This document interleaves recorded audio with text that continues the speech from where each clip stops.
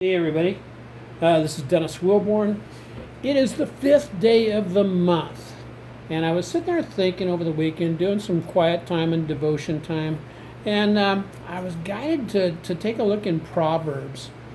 My wife and I attend Inspire Church in Waikele, and we just absolutely love it. And I help basically teach a class there called Growth Track for new members and new Christians. And one of the things that oftentimes comes up is, where do you start when you're going to read in the Bible? And one of the things I encourage people to do is, of course, start in Matthew, Mark, Luke, and John to learn more about what Christ is like and the personality of Christ. But one of the questions I like to ask everybody is, how would you like to be smarter 30 days from now? And typically I've never had a person refuse that offer.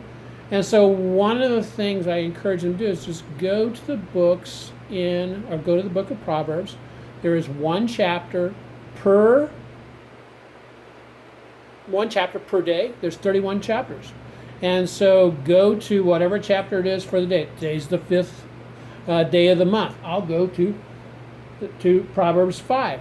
I'll read it. I'll sit there and go, oh. And what's cool about it is the wisdom of God just comes through this, because that's what it was written for, by the wisest guy in the world. It was written by Solomon. So one of the things, as I contemplated this, I sensed that I was supposed to start doing a video on a daily basis covering one of the chapters in Proverbs. And so today's chapter 5. And so I'm going to call this basically Proverbs with Papa D. A lot of my friends and all things call me Papa D because, hey, I got these gray hairs or white hair, and I got these lines in my face, not from sometimes from not making the best decisions in the world. I could have made wiser decisions, and I'm sure possibly you could have also. So, hey, let's take a look at Proverbs 5 just to see what's going on. It starts off with, "My son, pay attention to my wisdom. Listen well to my words of insight, that you may maintain discretion, and your lips may preserve wisdom." That's pretty heavy, some pretty heavy stuff there.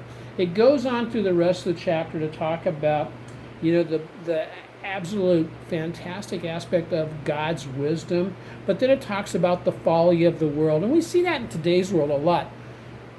The world's wisdom is nothing but folly.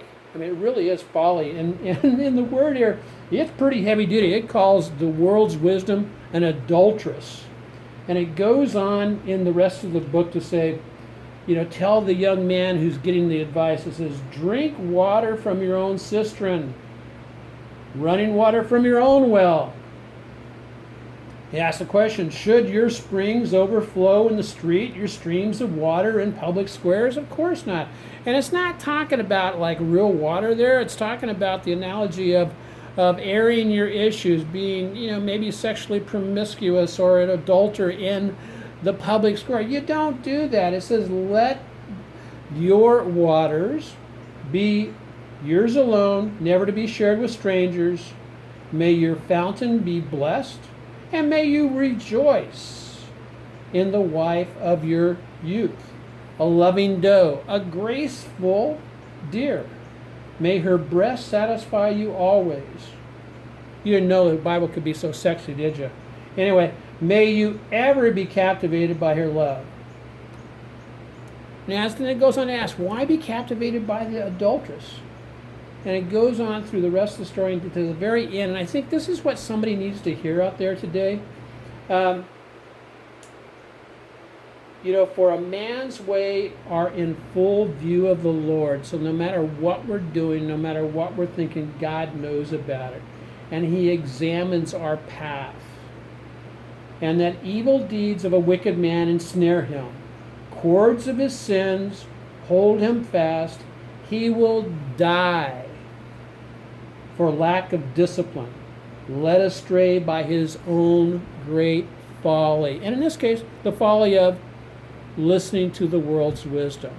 So, I don't know what but if today's Proverbs touches you, go back and read it yourself.